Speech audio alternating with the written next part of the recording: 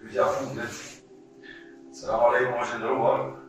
Se të ishte të pysë për dispozitën e të granteve ose subvencione shtetërore, a lejohet të pranojnë grante apo subvencione nga një shtet që udhëhiqet nga një ligj jo besimtar, siç është vendi ynë, Allahu e shpërblet. Aleikum assalam, rahmetullahi wa barakatuh. E kemi shpjeguar edhe një herë përpara. Pas shpjegojmë edhe një herë shkurt. Çështjet në shtetin e kufrit janë tre lloje. Lloji i parë çështjeve ato çështje në vete që kanë kufër dhe shirk.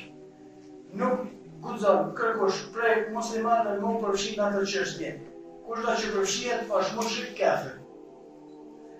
Lloji i dytë i punëve në shtetin e kufrit janë ato që janë gjuna, në shariat llogaritet gjuna haram, sikur që është kamata e të tjera.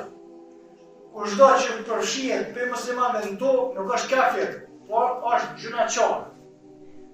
Dhe lloji i tretë i punëve në shtetin e kufrit janë punë të cilat as nuk janë kufër e shirk, as nuk janë gjuna.